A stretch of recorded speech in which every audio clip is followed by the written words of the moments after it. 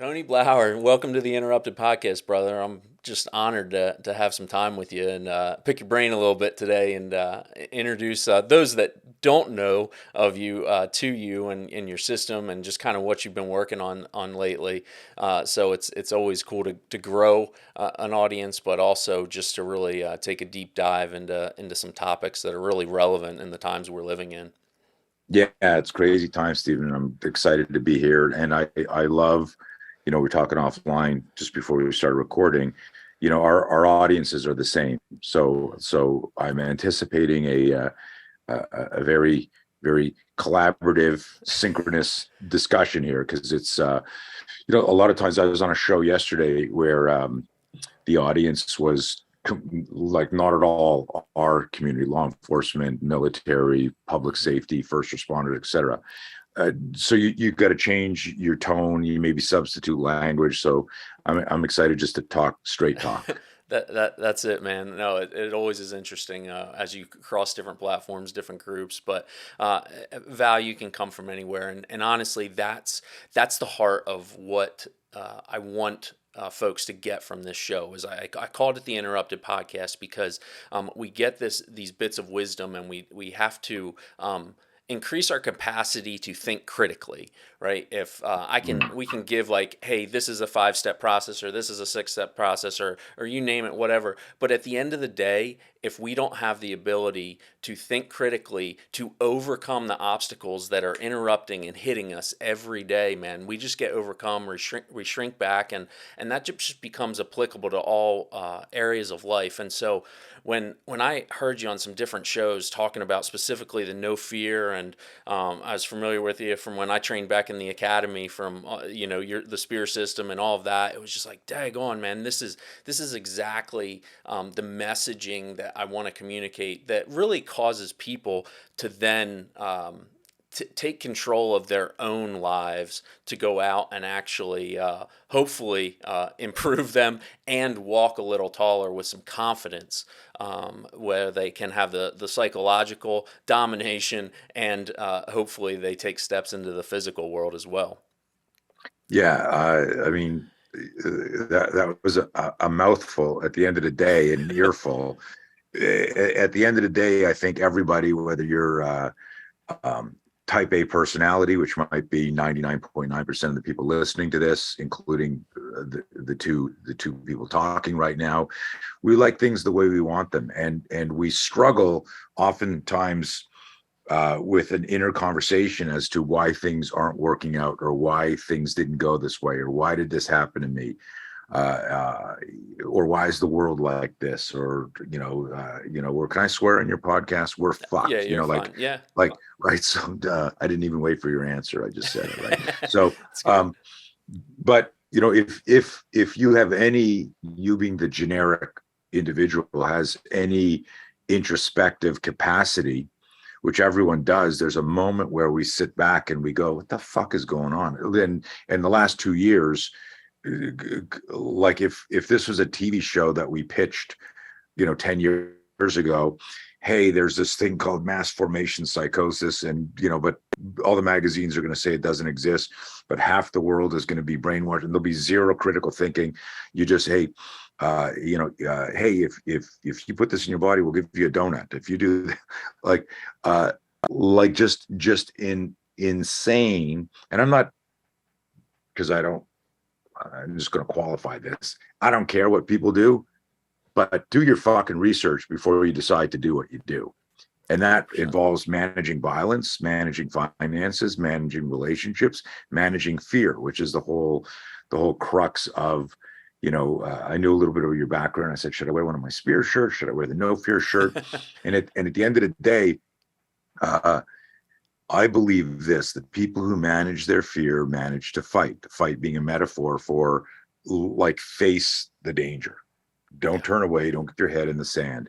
You use the term uh, uh, critical thinking multiple times in your introductory rant. There, it's Yeah. just like, hey man, uh, I believe so. In order to be a critical thinker, you need to have self awareness, because only self awareness allows you to key into some of the nuances that our intuition is trying to whisper in our ear. In other words, Yeah. uh, you as a police officer, you talk to someone, you're interviewing somebody, and their story's amazing, but something is like, something's off here. And you can either go, well, but their story is amazing, and you leave it, or you go, something's off here. Let me explore, because there's no downside to exploring what the radar blip of intuition. And I always say, like, intuition is like, I know something, but I don't know why I know it. I know something, but I don't have the evidence or the facts to prove that that's right. But this is, and what I do, I spend a lot of time trying to think of fun, uh, tractionable, and I think I made up a new word there, a way to explain something that creates traction in a listener, so they go, "Oh, I understand that."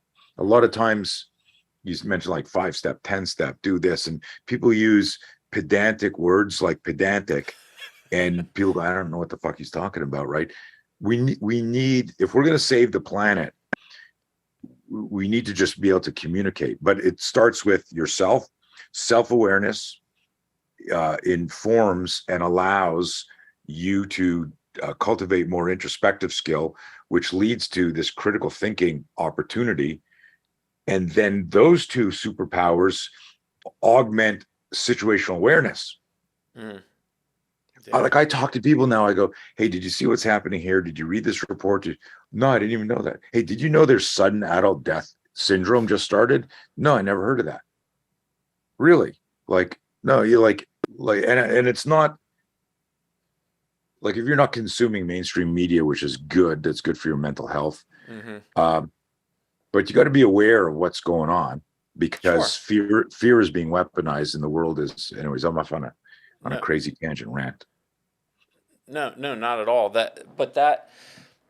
I think where that's leading is oftentimes when we start talking about violence and we start talking about situational awareness, all of a sudden you get, I feel like, two audiences where people will like really lean into it and say, "Hey, tell me more, because I want to be prepared," whatever level they're at. Or you have the opposite of the head in the sand, like, "Whoa, whoa, whoa, whoa, whoa. I don't want to go down that road."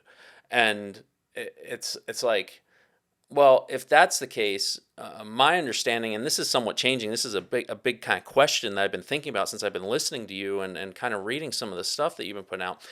When I talk to folks about, like, when I do active shooter trainings for communities and just, hey, this is what's going on, these are some things you can do. We talk a lot about the psychology piece of that, because that's what's going to get you in a place to then be able to execute maybe some tactics. But I often say knowledge diminishes fear.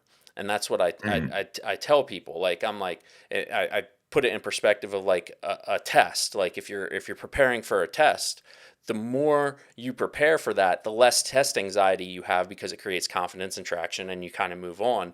But then I was like, as I've been listening to you, I'm like, I don't know that that's right. I almost am thinking like knowledge helps dominate fear. Like, it doesn't make it go away, but it says, I have all the tools here. And maybe I'm just being, going off with No, semantics no, here. no, no. It's a great point, and it's an interesting conversation, because you're right. And then there's an and, like, for example, think back to elementary school, high school, college, where you came in, you knew your material, and teacher says, "Okay, books in your desk or books on the floor, surprise quiz," and you bomb it, but you knew the information. Think of a police officer who's qualified on the range, does his training, but something so violent happens so quickly that there's oh, shit, and like, where normally it was like, shooters ready, yeah, beep, and the guys are blazing, but Sure. then in a real, so in our training, and there's so much I want to say about that, so it was really interesting, is you can have the skills and not access them when a stimulus is introduced too quickly, particularly a violent or dangerous, something that's perceived as violent and dangerous to you. When a stimulus is introduced too quickly, your executive function can be hijacked, And your executive function is that gateway to your cognitive brain, where all your theoretical answers and all your, oh, I'll just download like this neural pattern that I practiced. That gets hijacked, and now your survival system is kind of running the show for a moment. You need to recognize and recalibrate. Recognize and recalibrate. That's the self-awareness piece. Holy shit, I Okay. just went from parasympathetic to sympathetic. And that's the Yeah. nerdy thing, is to say it like that. Oh, you need to breathe. And I'm like, nobody's fucking doing namaste in a sudden violent encounter. Right. It's Absolutely. like it's holy shit.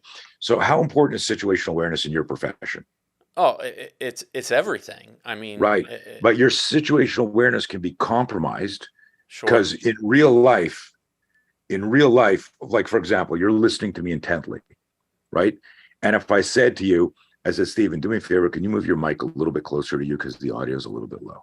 Sure. Like do that for me. Right. Boom. And I just punched you right there. Like that's a moment where you think you're looking at me, but you give yourself something else to do. You move. Uh-huh. So it's like, right. So you're there inside the reactionary gap. You're looking at a guy, he's a little bit weird.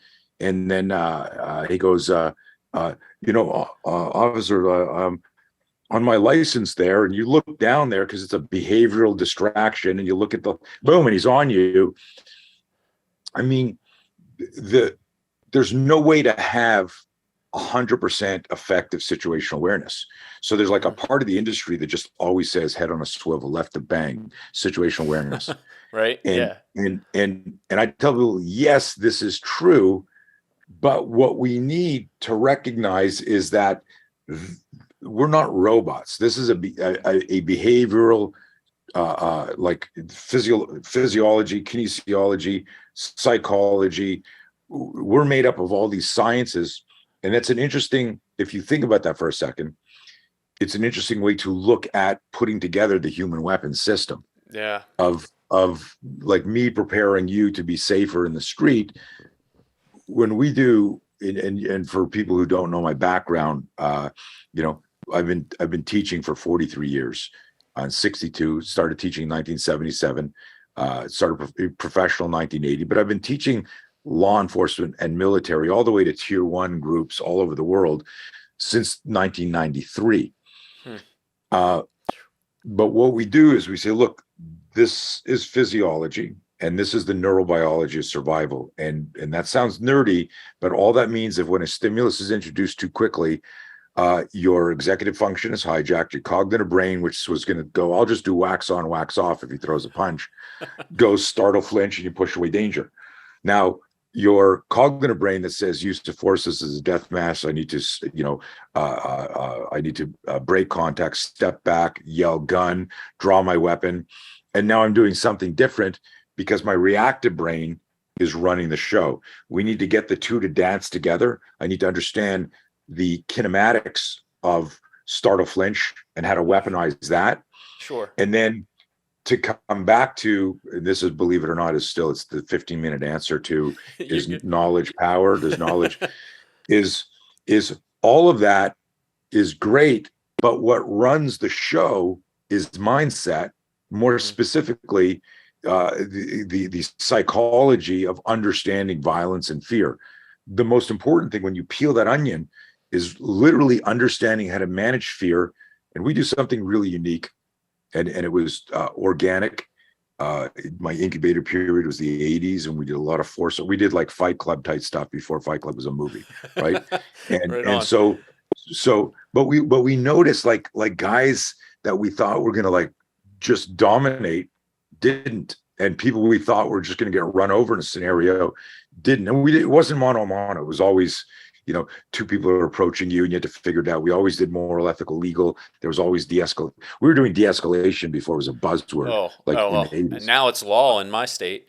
Yeah, but we would teach nonviolent posture, Trojan horse principle, meaning you would hit positions that were congruent with de-escalation, but inside I was tracking. I'm ready to go. His closest weapon, my closest weapon. If things break, if things explode right here, where am I moving? What am I doing? But there was a system so that your brain kind of created data points for that. But anyways, all of that, if I improve my perception speed, I also improve my reaction time. And if I asked you in a violent encounter, do you want to be fast or slow? You go, what kind of question is that? But the more choices we have and the less we can connect to scenario, the slower you're going to be, because your brain is figuring out time and space, relationships. How do I get Sure. here? Should I do this? Mm-hmm. All of that, again, all those moments, you can know the moves. I got a side kick. I know how to I do a rear strangle. Oh, LVNR is outlawed in my state. I got to modify that. Whatever it is, all the moves, the mind navigates the body. The Yeah. mind navigates the body. You go for a run today, it's not because your quads said, let's go for a run. And in fact, your legs might be sore because you did squats yesterday, but Yep. you say, we're going for a run today. Like, it's the mind navigating the body. In all of my research, and I discovered this accidentally in the 80s, was the people who manage their fear manage to fight. And it doesn't guarantee victory or success, but it means you're in the fucking fight. Yeah. And that's where it's got to start. Now, if you've got the appropriate skills, that's the knowledge piece, Right. right? But what precedes that, depending on the threat and the perception of the threat, what precedes that is the fear spike. So you get out of your car, you go, sir, can you step out of your car? And you're going, okay, look. And all of a sudden the guy stands up and he keeps standing. And there's a moment you realize, holy shit, this guy's 7 feet tall, 300 Right. pounds.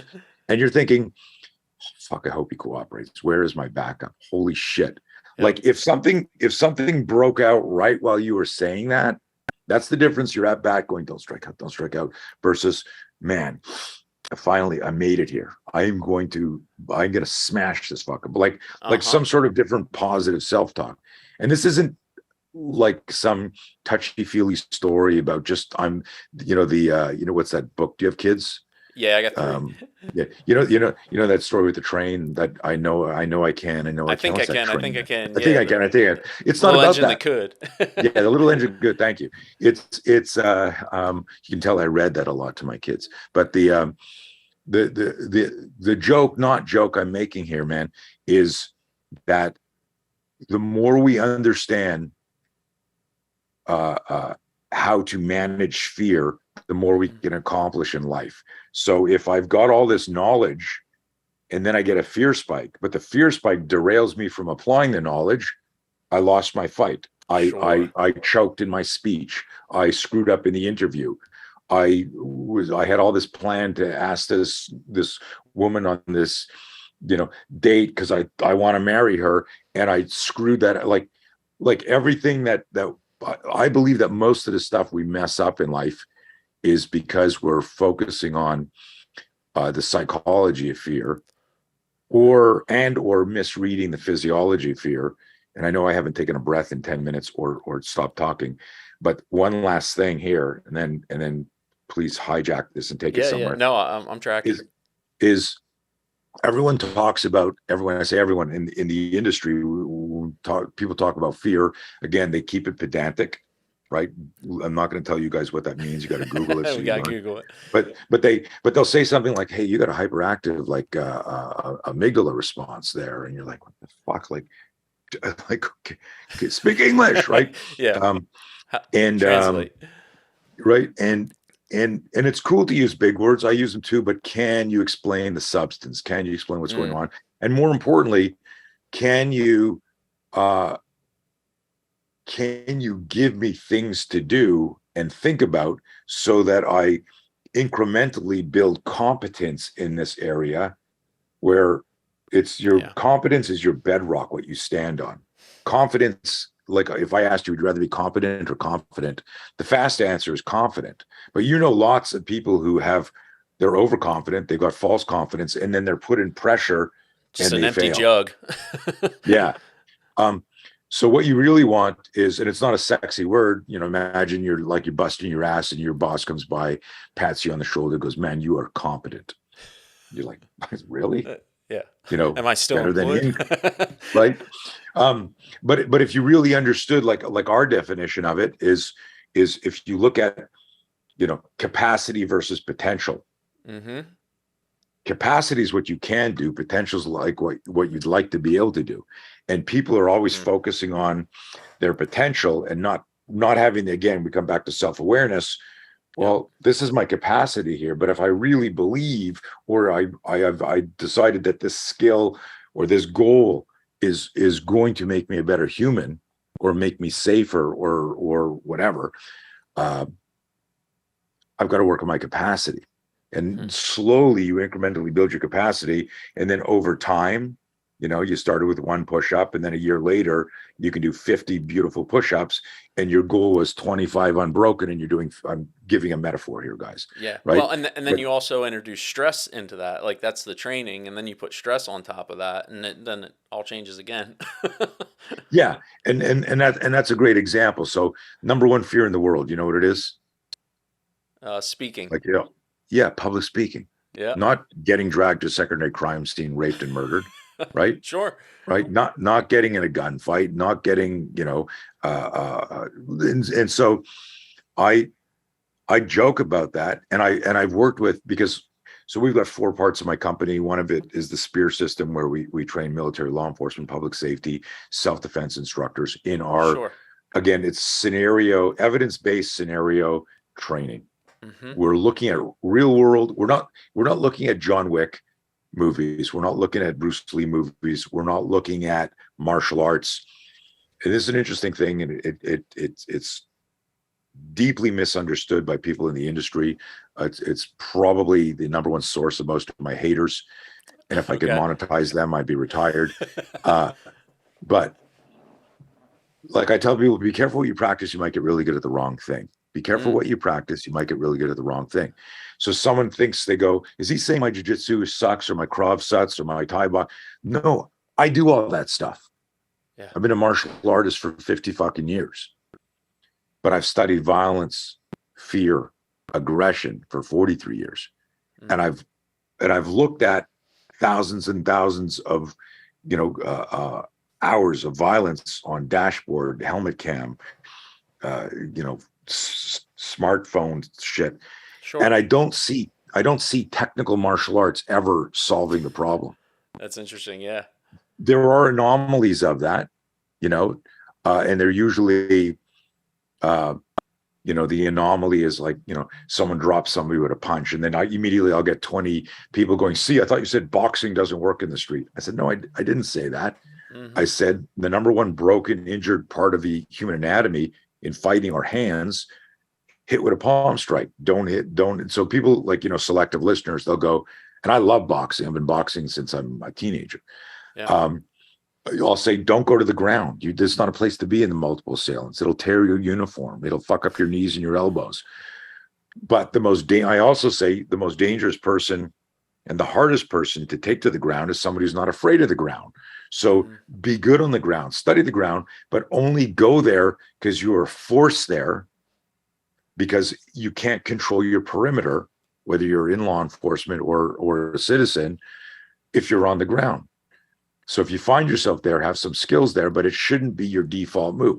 All of this to say, when I say, be careful what you practice, you might get really good at the wrong thing, where people thought I was talking about my styles, like, who can do karate better than Japanese, like a scene from a Bruce Lee movie. Sure. What I'm talking about is my research on neuroscience that dates back to the 80s, that when you do something over and over again, you create a neural pattern that improves the signal speed. Not only do you do that, that becomes the default, your favorite move. What's your favorite move? If I said, Steve, what would you do here if a guy did this? You go, well, I would just do that. Your brain downloads the favorite move. There's another unintended consequence to getting really good at one or two things. And this is controversial. So if you're like, what's he saying? Listen to this again, rewind, listen to it again. I'm just trying to make you safer. I had a guy just email me from overseas who heard this lecture and then realized why he got headbutted in a fight.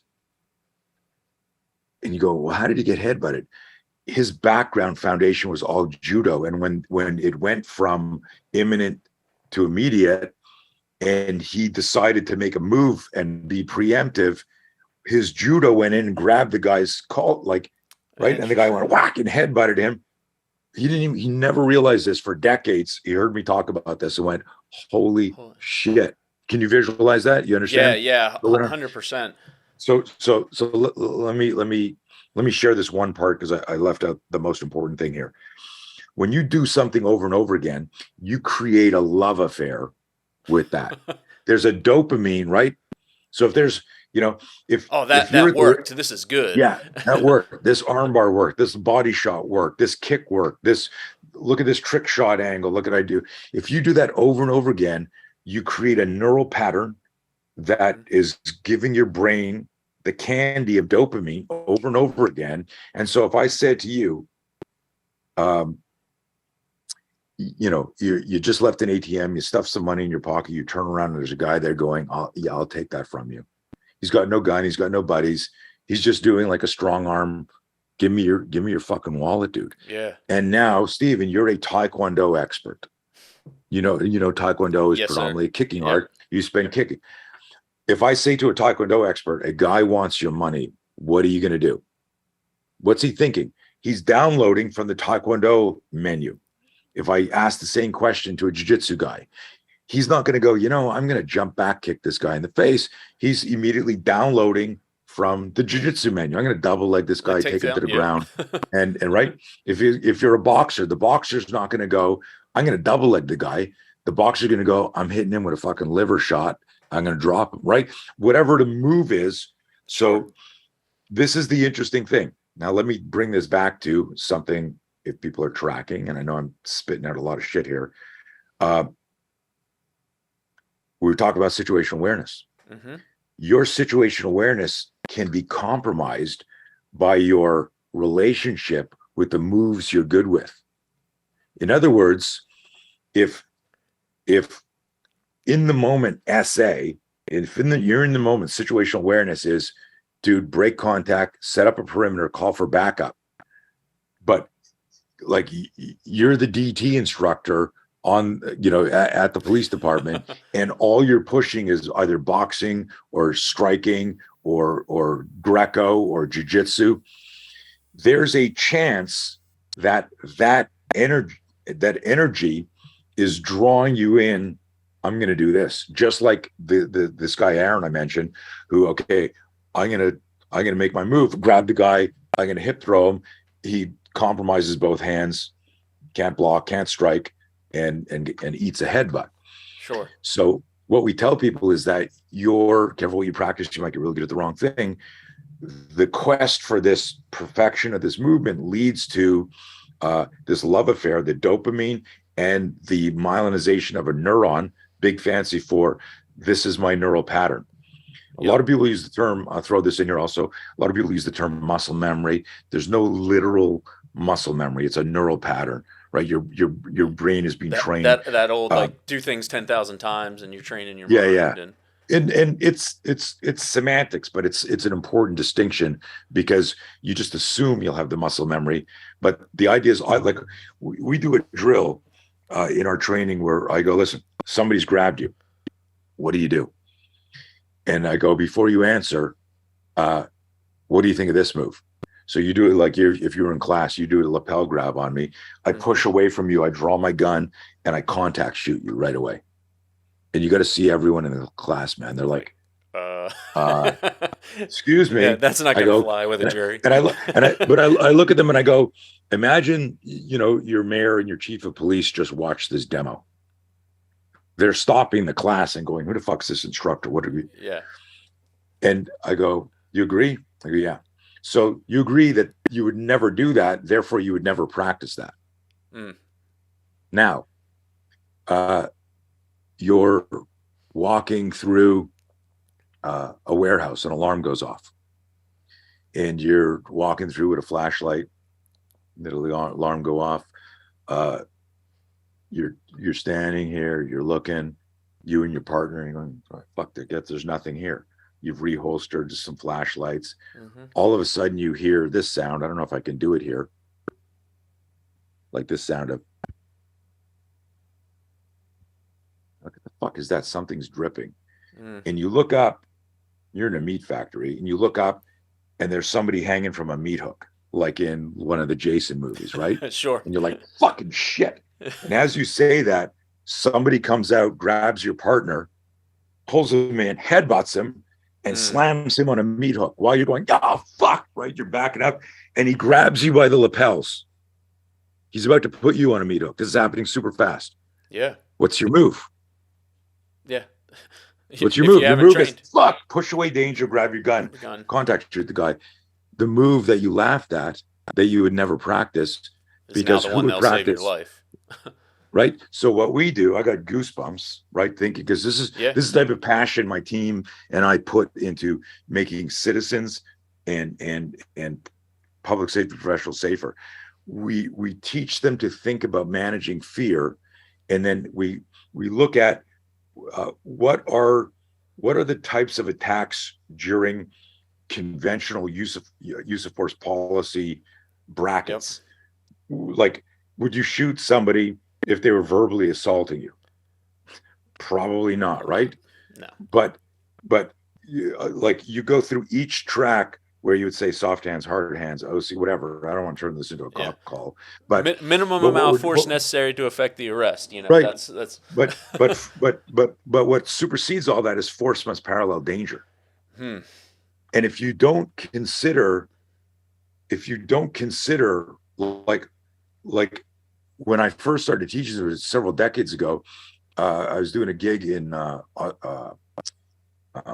Arizona, and I said, "Hey, is a two-hand shove considered deadly force, or two-hand grab deadly force by any of your agencies?" No. I go, "You two guys, what's your area of operation?" They're like, "Grand Canyon." Switchbacks down there, two-hand Mm-hmm. shove. You're doing a vehicle stop. A two-hand shove in is a deadly force attack. You're at the top of some stairs in some friggin' shitty apartment that doesn't have an elevator in it, and you're on the landing, and a guy goes, "Officer," whack, and you're going backwards downstairs. Mm-hmm. So we need to understand, if somebody grabs me, how to, oh, I got you. Oh, okay, but we also need to be able to ramp immediately, because the scenario will always dictate. And Yeah. in the moment, now imagine the fear. We talk about decision making, situational awareness, and fear management, and knowledge. So using all the buzzwords that you shared throughout this, Yep. there would be no knowledge on the conversion in the Jason, meat factory scenario I gave. Yeah. Because you'd have to scramble and go, hit, and then eventually you go. But imagine if somebody had said to you, lapel grab can be, "Hey sir, get your hands off me."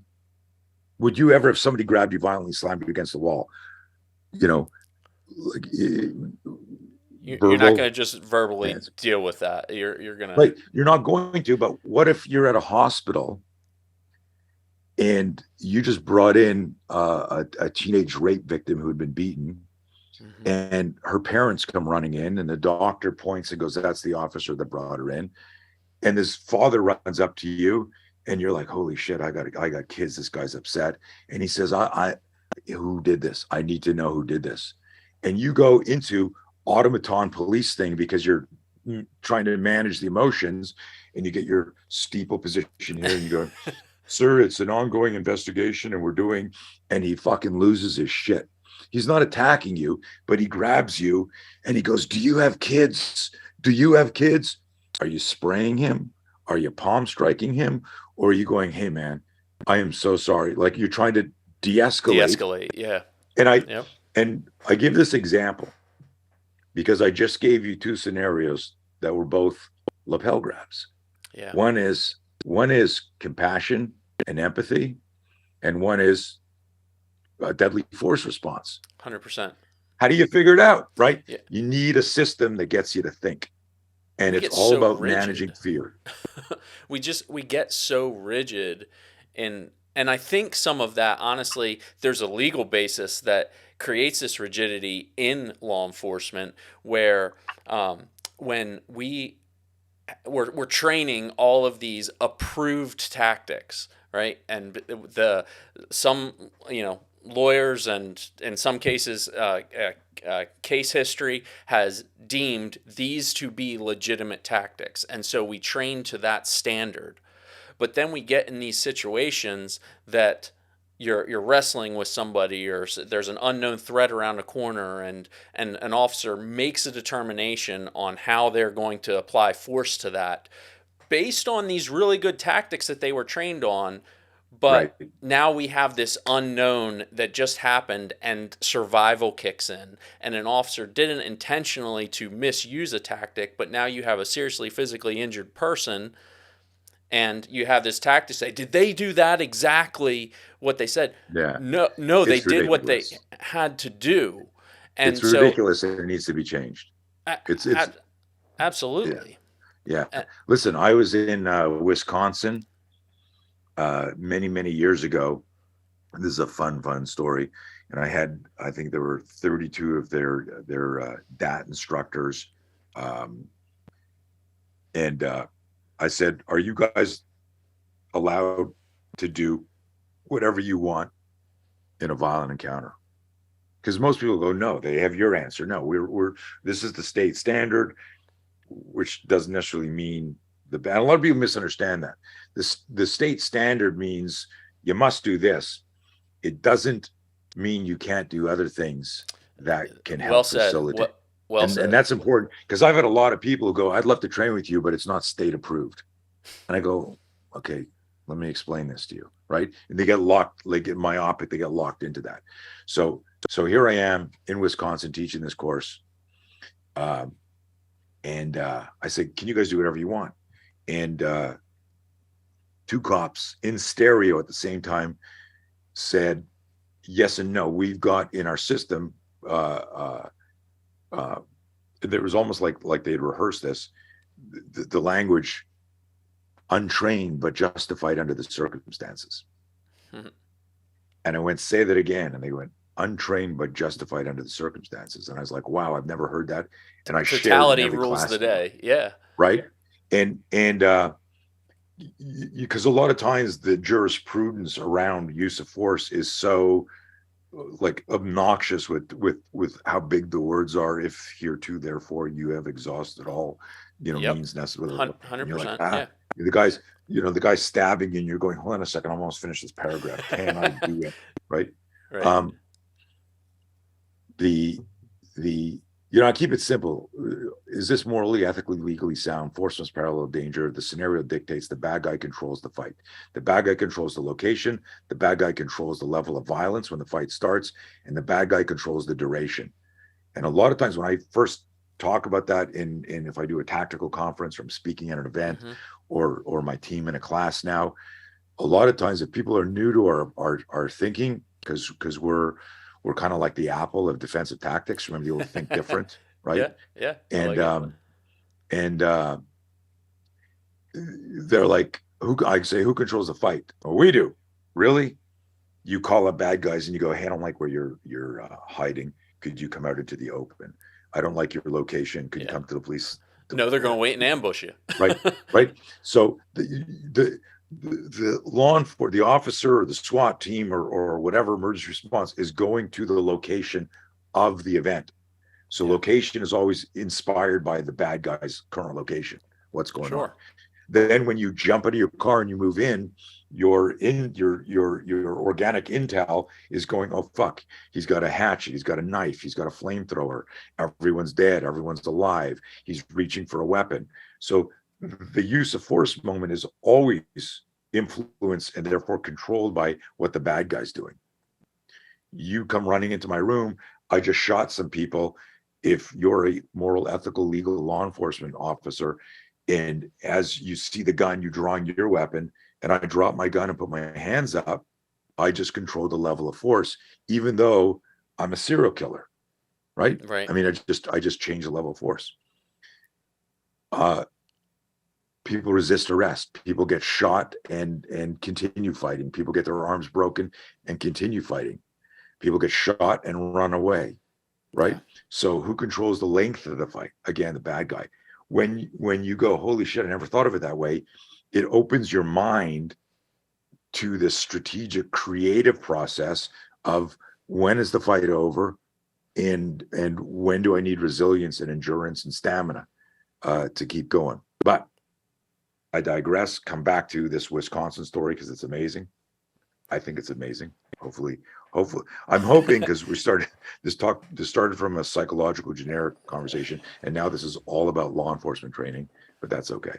Um, the same information, if you're not in public safety and you're listening to this, the same psychology and protocols apply. It's just different nomenclature and different scenarios. Sure. So here I am in Wisconsin. They say justified but untrained but justified under the circumstances, and I go, wow. I go, whoever wrote that, kudos to your legal teams, because like you don't need, I don't need to look into a thesaurus and go, what are they talking about? It means I didn't train it, but it was functional, effective in the circumstances, and therefore we're going to admit it. We're Yeah. not gonna go, we taught you this, move here XYZ, and you did XY, and so that's not Yeah. the agency approved move. We can't protect It's all you now. about articulation. Yeah. So I said to this guy, these two guys sitting in the front row, I said, that was very impressive. I said, okay, so here, listen, I want to do an exercise with you. And this was like on the spot. It was so much fun. I said, who's got a timer? So someone got their watch, their Casio ready to go. I said, I'm going to say go. You start timing. And then when they start moving, you stop it. Tell me what the refractory delay between stimulus response was. Sure. So big fancy word for between stimulus and response. That's the mind navigating the body. Yeah. And if you're in a fear spike, oh shit, that time gets longer. Yep. And violence loves speed. We need to improve our mind speed. That's a big thing in our system, the neuroscience, the psychology. Yeah. So I go, you guys ready? So they're like, yeah. Okay, I'm going to ask you to do something, and I want you to do it right away. And this guy over here is going to time it. You guys ready? They're like, yeah. I go, okay. Sure you're ready, because I don't want you to say you weren't ready. And they're like, fuck yes, we're ready. And they're here like this. And I lean forward and I go, demonstrate something untrained. Go. And they sat there like this, man. Like what? I go, just do something untrained. Sure. And they're like this. I go, how's the clock going? Like, do you guys see what I'm saying? You get this? So if I say to you, a lapel grab can be diffused and de-escalated with verbal, but because the bad guy controls the fight and the scenario dictates, the lapel grab might also be the moment you need to draw your weapon and fire off line of contact shoot. And there's some practical tactical applications. The threats, blocking and striking tools are tied up. They're on your shirt. You know exactly where they are. You need to obviously be able to qualify why this is the response. Duh. Right. He's killing people. The intent and ability and all that. It's all happening, right? So, we're I've made that joke before, is like the old Apple slogan. We come in and we just say it's the mind that navigates the body. You got to manage your fear. Now, be careful what you practice. You might get really good at the wrong thing. Do you know when to break contact? Do you know when to barricade? Do you know when to charge the threat? Mm-hmm. And all of those things are cerebral, like, firings, but you will never, we come back to the first thing that started this talk, where you said, hey, does knowledge help mitigate fear? Mm-hmm. Yes and no is the answer. Right? Because I can know all these moves, but I can still be overwhelmed with fear. And how you fix that is understanding more of the neuroscience of fear. And what we do in every class, a really big part of each class, is there's a whole flow chart and block that I created literally back in the 80s. We're in, I think, iteration 7 already. But we call it the neural circuitry of fear, how your mind makes decisions under duress. And it's not connected to any movement. Mm-hmm. It's not like, well, this is when you do the arm bar, this is when you throw a kick, or this is the, sweep the leg. It's not that. It's how do I get out of the fear loop? Whether it's finances, relationship, health, violence. No, that's spot on. When you're talking, I'm really thinking, are you familiar with Dr. Bill Lewinsky's work with Force Science and all? Have you? I mean, of course, I know who he is, and I think we've been on panels together. Okay. I don't. I mean, people will send me some of his stuff.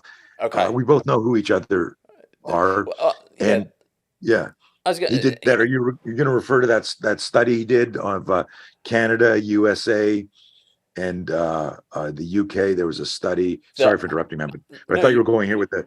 He did this. I mean, they do a ton of great studies. yeah, yeah, yeah. Um, I'm thinking about the basically eye movement attention study okay. is, and so what I'm thinking, and this kind of goes back to what you were talking about, and that human brain, reptilian brain, and this like modulation between the two, and when we think about preparedness and observation in terms of reactionary times and things of, if it's amazing to be able to train someone to know the specific points to look that a threat is most likely to come from.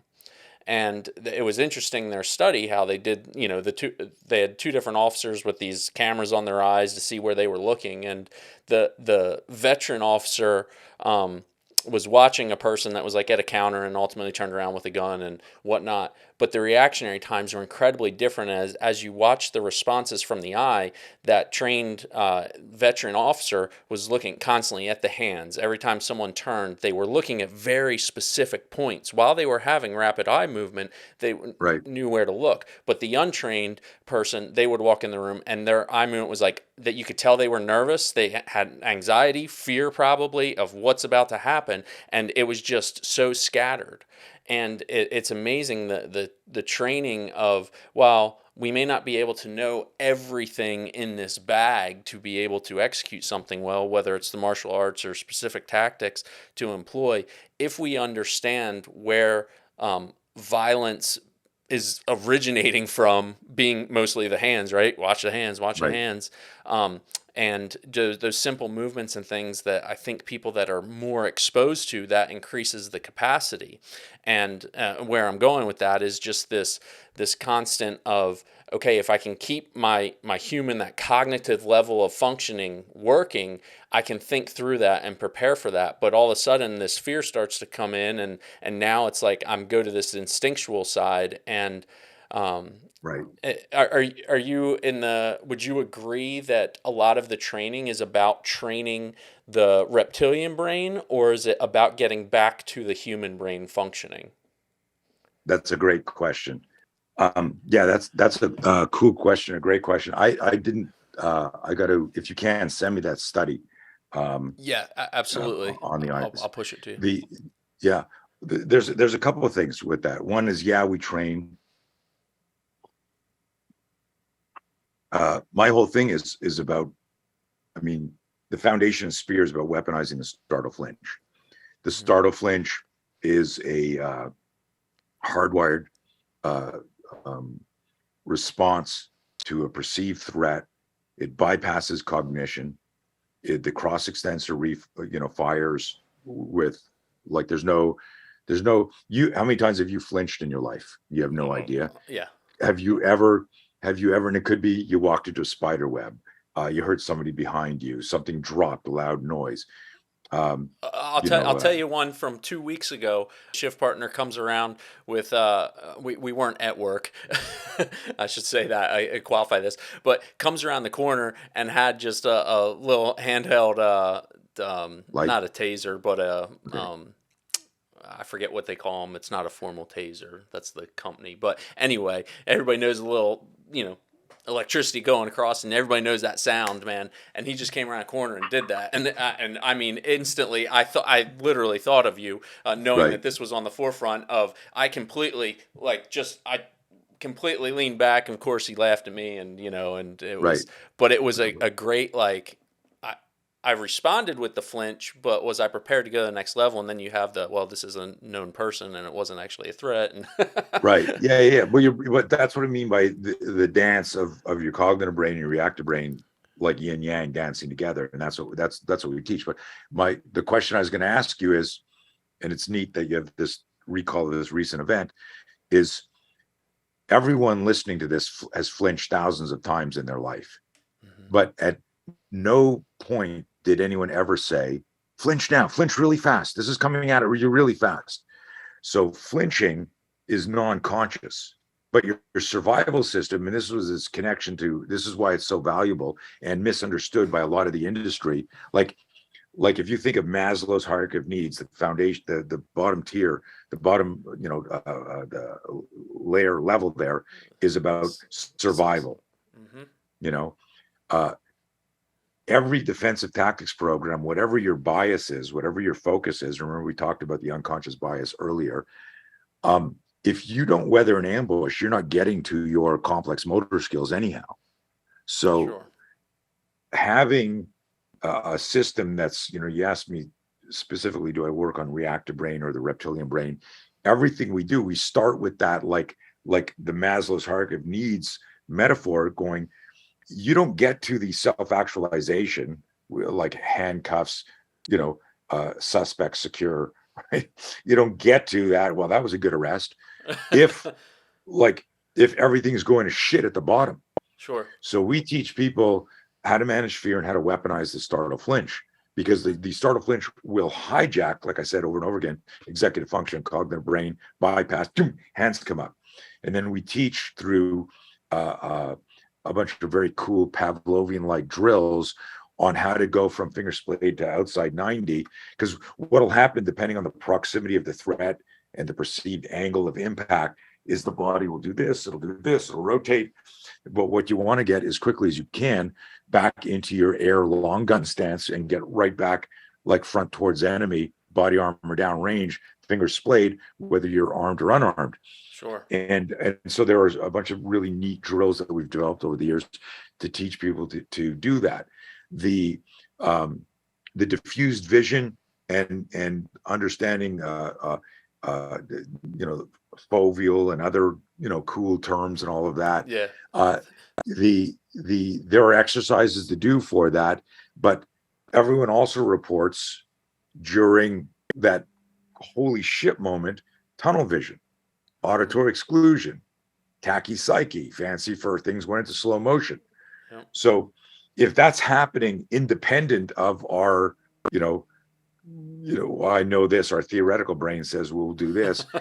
we need to juggle it all. That's the message here. It's not that that's wrong or right.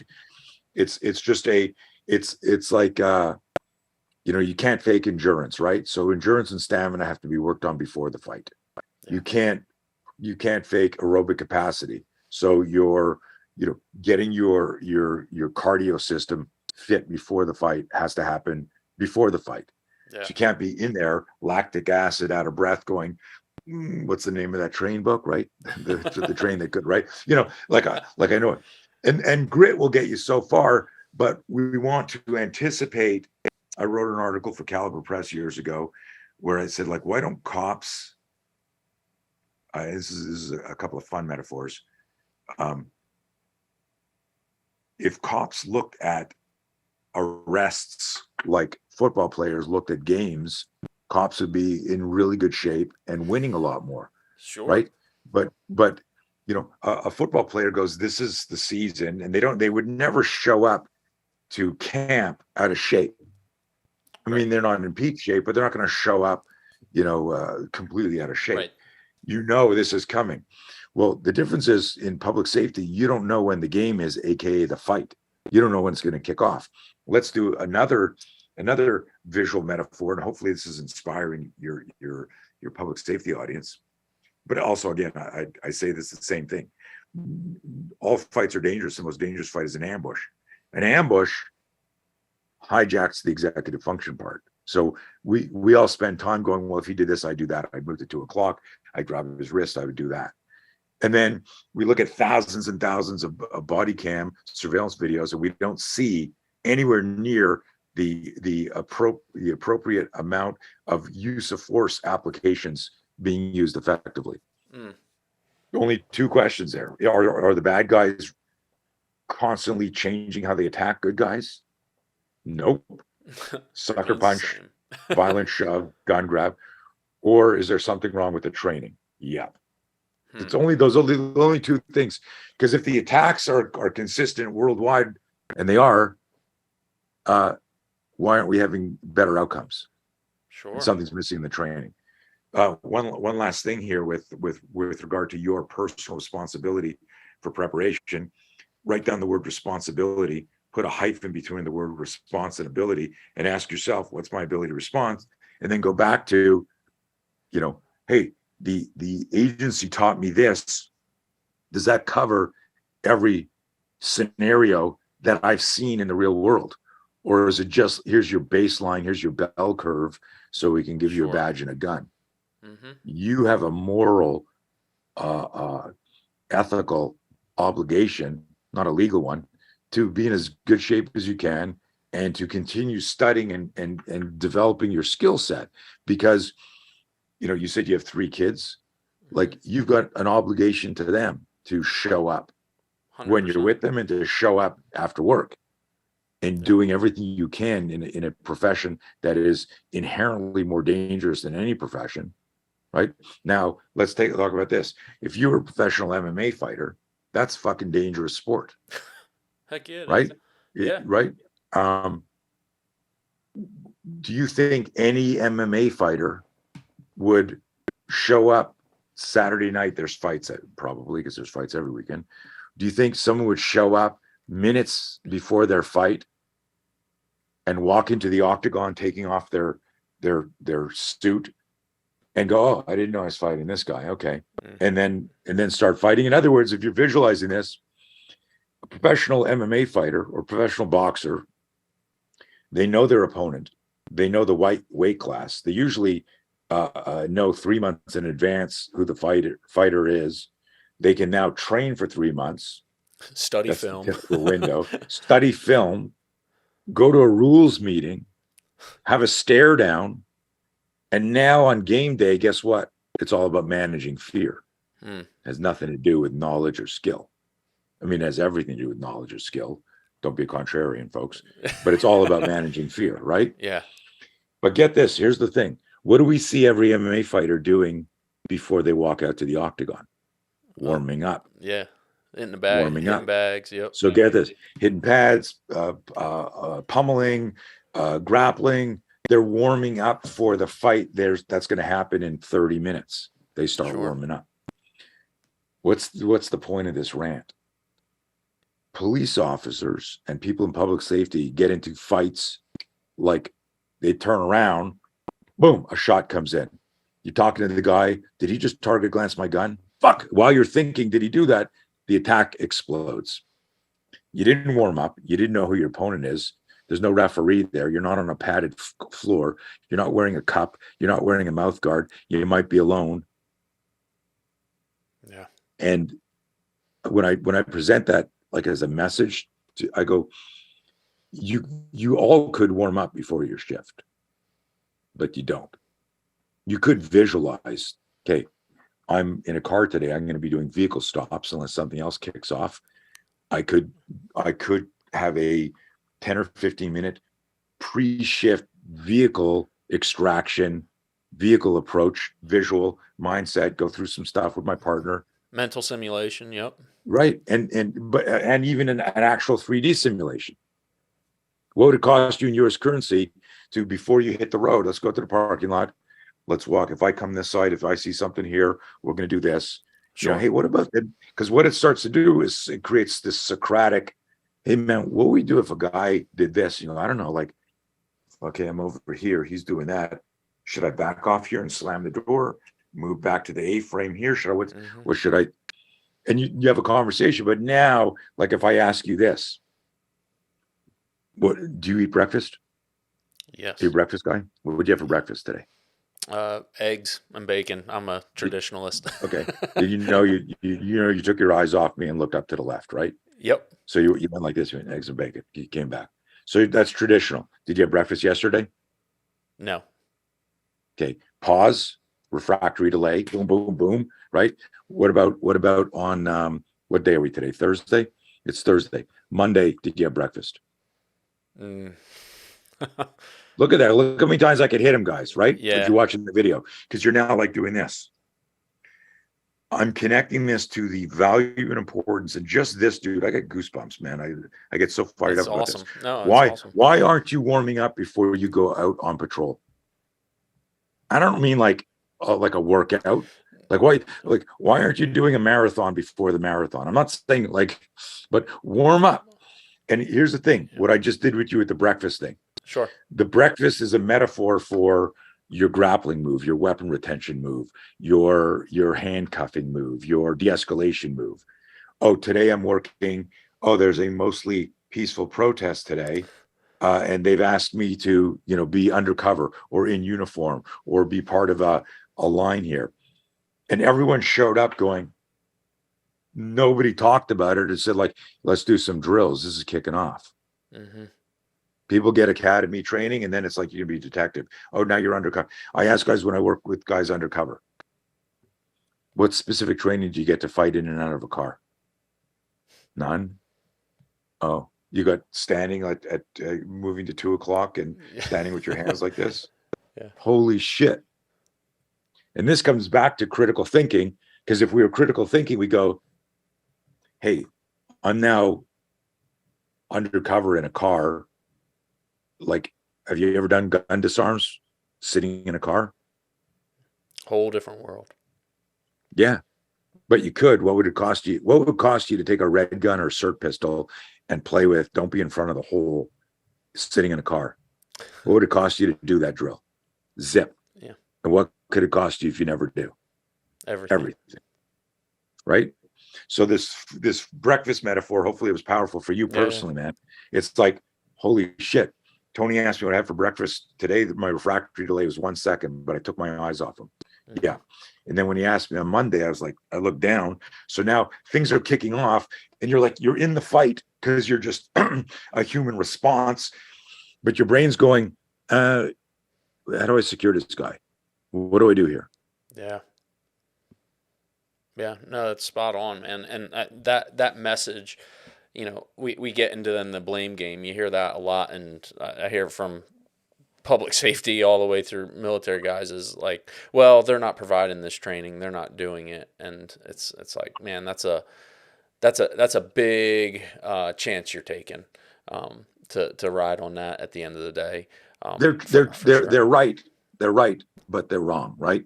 Hundred So percent, 100%. 100%. The the shit show that's our administration right now, and any administration should be, hey, you don't touch cops, Yes, right? sir.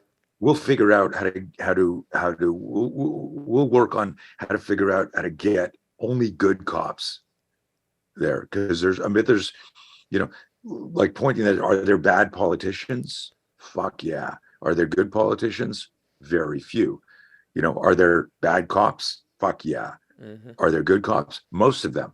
Yeah. Like, it's completely different, Yeah. but there's bad doctors and bad, Yeah. Go to any clergy. profession. There's, Yeah. like, it's because all of these professions are made up of humans, and Humans. humans are flawed. Yep. The So fallibility is huge. No, man, that's spot on. Exactly a message that I think even goes out to non-public safety. Is like, look, like at the end of the day, your kids, your wife, your dog, I don't know what it is. Like, find something that motivates you to get yourself in a position that, maybe you can't, maybe for whatever reason you can't go train 5 days a week, but you better be doing more than nothing, right. because that's going to get you on the path that is going to increase your ability. And I had one more. I don't know if you have a minute or we got to go into maybe a part two and reschedule here. I had one more What time thought is it? along this. It is. I have 3:12, so that's you're Okay. probably sitting at 12, 12. yeah, 12:12. Go for it. Um, well, look, I was thinking about this, and I don't know how much you get into this, but I have a lot of thoughts about how do we get or begin um, training our children, whether they're 5 years old or whether they're 12 and 15. Obviously, there's martial arts and things that you can expose them to and get them into. But what are these things I'm thinking of? How do we create that self-awareness and situational awareness in these kids? Are there things that you've seen or tips that you give fathers, wives, and saying, hey, like I know with my kids, like when we go out to the store, we make a game out of finding the exit signs, right? Hey, where are all my options to get out of here? Hey, head on swivel, right? We say that in the park. Hey, did you see that car? Did you see that person? Hey, did you see that guy sitting over there? I don't know what choices he made in life, but there's no reason for us to go over there right now. Walk tall and move on. I love all that. So there's things, but I really am curious. You spend so much time training men and women to be better, and I always like to point it back to parents that are just like, gosh, man, this world it's seemingly so dangerous, but we know so much more because of social media. And how do I prepare my kids to step into some Yeah. of this stuff? So that's a wonderful question. And everything you did was spot on. I loved all of that. Um, my kids have told me stories of people following them and what they did and the way they I remember my daughter Olivia saying that there was this guy following them at SeaWorld. Mm. And she was there with my other daughter Madison and a friend. And she said, I noticed he was following, and I told everyone, and we started to walk as a group to the bathroom, and he started following us. And I said, let's pose for a selfie. And I did a selfie so I could grab a picture of him. We did a group selfie so we could have a picture of him in case we had to identify him. And then we went to the bathroom and waited there way too long. And she's telling me the story, and he wasn't there when we went out. We were careful going to the parking lot to the car. And I'm like, holy fuck, that was genius. Great. Yeah, absolutely. But it wasn't like a specific lesson. So, in our system, we talk about the 3 I's: instincts, intuition, and intelligence. And we really, again, these aren't that's not language for kids, but you as a parent, and all parents listening to this, or guardians, you're your kids' mentors and coaches. So I start with this: is how did my daughter pick up that somebody was following him? She had a bad feeling, and then instead of putting blinders on and going, no, there can't be, I'm in a public space, nothing would happen, they've heard me over and over again say, always trust your intuition. In fact, like if you go to one of our seminars, we one of the parts when we talk about the timeline of violence and understanding this blueprint of like if you practice how to get out of a headlock, you haven't practiced dissonance, pre-contact cues, de-escalation. And so most self-defense starts with the violence. Think about this, you've done weapon retention, right? Yes, sir. Where does that drill start? Starts with the role player grabbing your gun. Yep. So if you've done 10,000 reps to get good at pin the hand, hit the radial nerve, arm bar, whatever the counters are, chop the brachial, if you've done 10,000 reps of that, you created the neural pattern, the signal speed, you're really fucking good at it. But you've left out the pre-contact cue, the target glance to the gun, the jumping in. You started the drill. So I always tell people you did 10,000 reps of the counter, but you did 10,001 reps. You missed what led up of to letting somebody grab your gun. The brain operates on patterns. I open the blinds here. I see a dark cloud. I go, it looks like rain. It looks at a pattern. I get a grumbly feeling in my stomach. It's a pattern. Oh, I gotta eat. I gotta have a snack. I'm hungry. The guy you're talking about before, who's doing something weird with his hands, it's a pattern. People who have a concealed weapon on their body, they're not hanging out at the store like this. Their hands are low in a weird position. Somebody who's about to shoplift, their hands not near their gun, their hands near a product. And there's certain patterns that we look for. So every victim of violence who lived to tell the tale said they had a bad feeling before the attack. So the first pre-contact cue is energetic. I got a bad feeling. Nobody talks about that. People don't say this is where the fight starts, the bad feeling.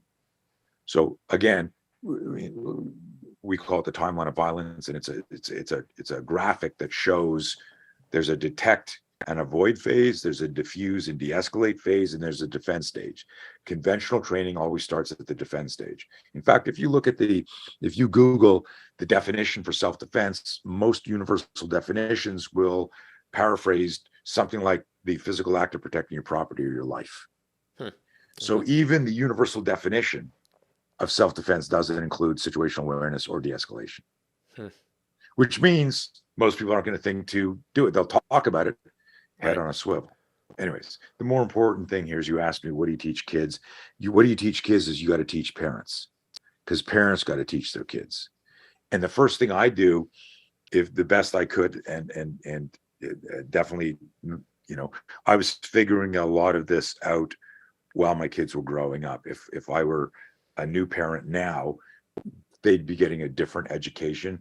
The number one rule is you can't scare them, because if you're trying to teach them to manage fear, but you're scaring them about how scary the world is, like that's not Yeah. working, right? Right. Um, How do you and so empower them? Yeah. yeah, so what you did was great, because you created games that are creating programs. The next thing that I would do there is create conversations with them. Why do you think that guy is that? Why wouldn't you go there? So now we've identified that exit, and that exit. If, let's say, fire drill at school, kids, which exit would you go to first and why? Well, that one's closer, Dad. Yeah, but notice, and then your other kid says, but there's like 50 more people over there and there's hardly anyone here. So we'd be, and they may not even notice that. You go, and you might say, look, everyone's over there because that's where the TV is, or that's where the food line is, Hmm. but nobody's over here. So that would actually be faster to get out of here if there was some emergency. Like, what, Dad? You go, shit, is this Yeah. the time to say active shooter? Do they even know about that? Like, Hmm. just anything where you felt in danger, and you're going to have adults say, hey, just hide under your desk or stay here or do that. But I'm going to tell you, get the fuck out of Dodge. Yeah. Right. My kids know, they swear a lot, so they're good to go in the language. But but the but you're having a conversation, and the imagery is there, and do it Socratically. What now do you see that? Now, here's another thing. What if there was a bad person and they came in that door that's near that exit that we said that's the better exit, but now that's the person nearer? That's a new equation, Yeah. right? So we got a new problem here. So what should we do, Dad? I don't fucking know. Let's revisit this next week, right? Yeah. But Yeah. that's Yeah. where, To think through it. Yeah. yeah, you're teaching people to introspect, Yeah. and you're subtly, as a parent, and listen, what we just did there should be taught to adults too, but maybe the languaging Right. is a little bit Well, more. I'm always shocked, Tony, when I teaching specifically adults here. When I'm talking to them, I'll say, I get talking about like, hey, mentally thinking through bad things happening to you, and what does that look like? And I'll give hey, have you ever thought about being in your car and you went off the road, you come to it, and you're upside down in your car, hanging from your seatbelt, and hey, let me step it up. Oh, the car's filling with water because you're in a drainage ditch now. Now what do? You don't know what's going on. Oh, wait, you look behind you and your three kids are still in their car seat. And what do? Do they know how to get out of that seat? Do they know how to cut the seatbelt? Do they know how to break the rules when the rule is you always stay in your car seat? What happens when you're unconscious and you can't help them? Do they know how to help each other? And those conversations are hard. And Yeah, I always see this wave come over people. And that's not maybe a human on human violence. It's a violent encounter with right. No, maybe a no, no. roadway. But it's a great But example. It's the scenario dictates. The and bad guy controls the fight. It's the same stuff. Just replace. and it's Yeah. like we say we don't want to scare kids, but what do you say when people push back and like But I don't it want to all talk comes about down. violence. Yeah, it all comes down to fear, man. Like while you're describing that, I'm visualizing it and I'm a little nauseous, right? You're doing the knock on wood, and this is the only thing that's wood in the room here. Um, uh, but if you said, look, I want you to come to the Stop the Bleed class, and you go, look, I've made it this far in life, and no one's ever cut themselves near me. If you peel the onion It's because they're afraid. Hmm. They're and they need to stress inoculate. All right, you know what that word means, but that adaptation that takes place. Sure. So um, you know, and people do this with their will. They do this with life insurance. They do this with medical. I don't want to deal with it. I'm fine. But it's fear of, you know, and that's the another reason the importance of the psychology of fear. Yeah. So, you know, you get the physiology of fear of what's happening in your body, and you go, whoa. But whenever you get that, it automatically creates a movie in your mind. Yeah. And we need to learn to control the movie in their mind. And I always tell people, like, you're the producer, director, screenwriter of the movie in your mind, and you've cast yourself as the victim in your horror movie, and you can stop it and go, wow, I'm not ready to talk about this now, but I realize what you just said. I live near, you know, 3 drainage ditches. I drive pretty recklessly. I'm a fast driver. I text while I drive. I've got kids with car seats. It rains a lot where I'm at. This is fuck. Okay. Let me start with slowing down and not texting while I'm driving. And can we talk about this next week? In other words, sometimes the education needs to be incremental. You know, Hmm. it's guys, we're going to talk about safety today. So uh, you find yourself in a serial killer's pit and there's dead bodies. Like, hey, can we just start with avoidance? Like Yeah. right? Yeah. Like Yeah. it's Yeah. something depending on the audience, it's got to be incremental. Um, and sometimes the lesson can happen quick. Uh, I went to meet my wife and daughter for tacos, and we were all coming from different places and trying to help the environment. We took 3 cars to get there. That was a joke. Don't hate me. Don't cancel me. And so we get out there, dusk. It's around dusk. And so we finish eating, and my daughter says she's going to a friend's house. My wife goes out to a car. We all get in a car. It's now night in a strip mall. And I look at my wife, probably flirting with her, going, hey, baby, you married? Like going, she looks at me, and I can see through her window. I don't have my phone here, but I can see that my daughter's looking down. I can see the glow from her iPhone through the Mm. window at night. So I turn my car off. My wife sees me, and I go, and so I'm the car at the end, my wife's car, my daughter's car, and I sneak around the back. My daughter's on her phone. This is like 3 seconds have passed, right? Sure. I cross 2 cars, and I come up like this, and I go bang, bang, and I smash her window. Mm. And she goes like this. She goes, no, fuck that. You scared the shit out of me. And I said, roll down your window. Roll down your window right now.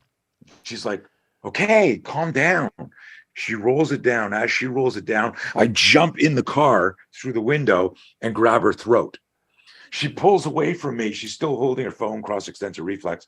She's still holding her phone. She goes, Dad, what are you doing? I said, roll up your fucking window. Roll it up.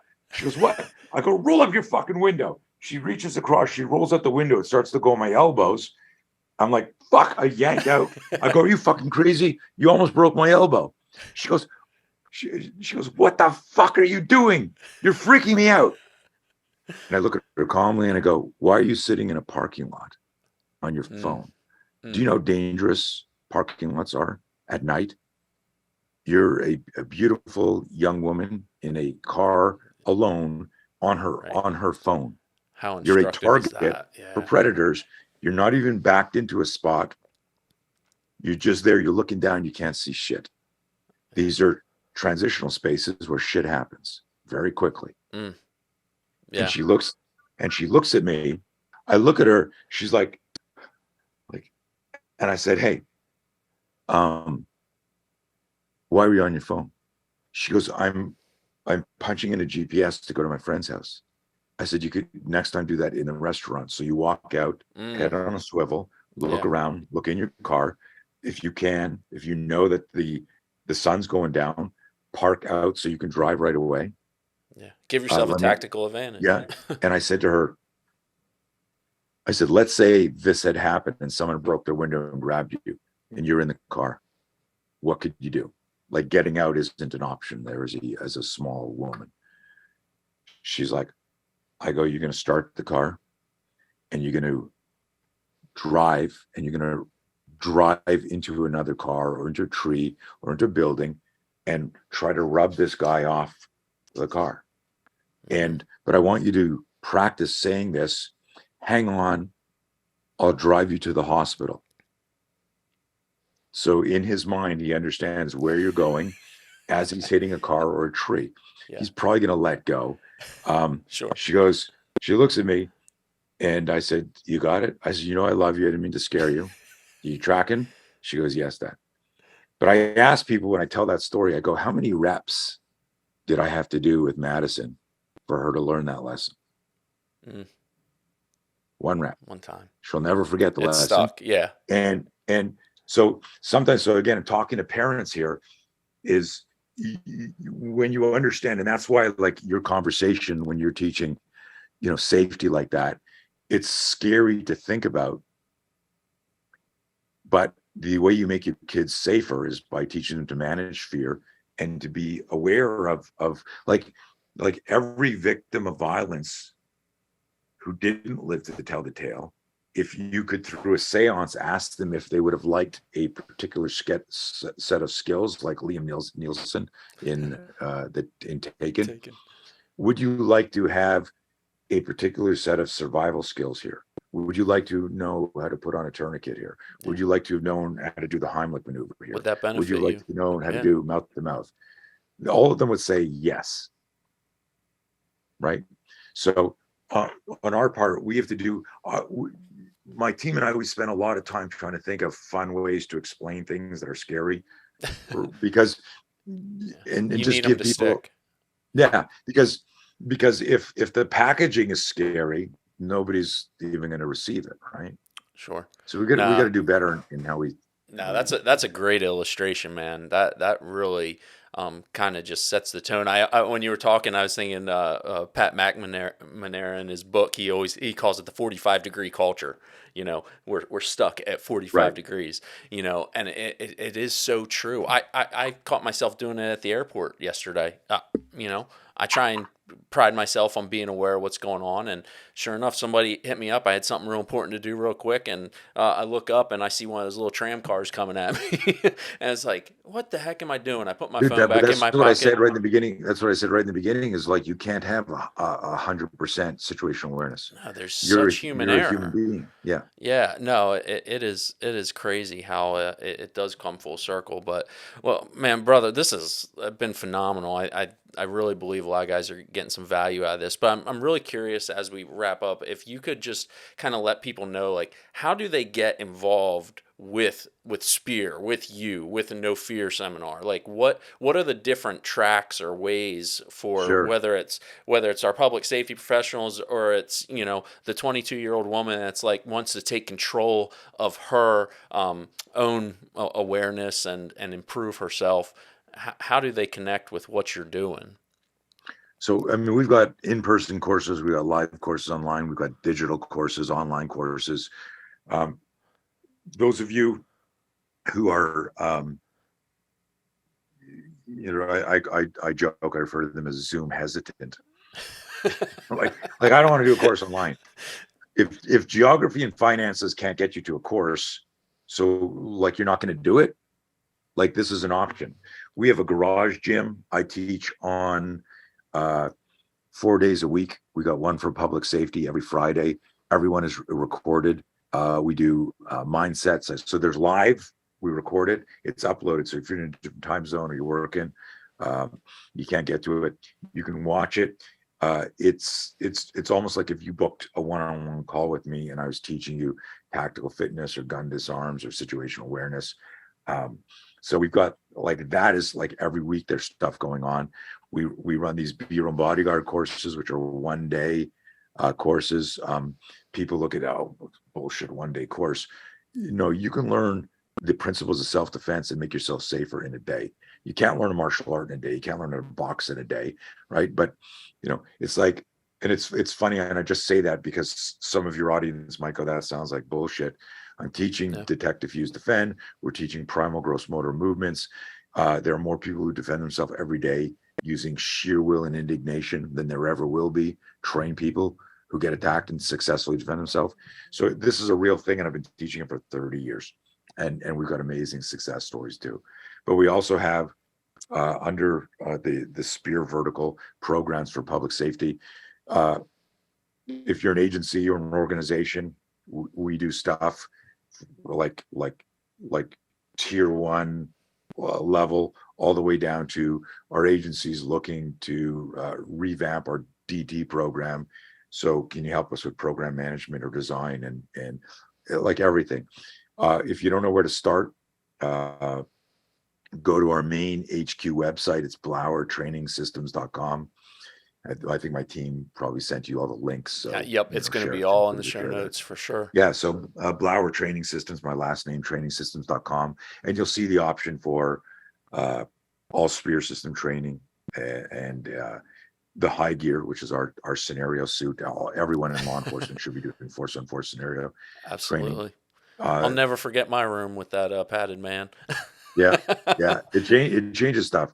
The high gear suit did for control and arrest and force on force what simunitions, UTM, paintball did for shooting force on force, where it went Absolutely. from I got you there, I don't think you did, to oh shit, bing, oh yeah, there's a piece of paint right there, there's a piece of soap Yeah, right there. feedback. Yeah. So and of course we've got a no fear program online, in person. I do a lot of neat things for to help with resiliency and mindset, and everyone knows about mental fitness, but they don't think about physical fitness, but they don't think about mental fitness the same way. And it all starts with understanding how to manage fear. In fact, one of the people on our mobile training team, his day job is a professional psychologist, and he uses our system adapted to helping people with PTSD Wow.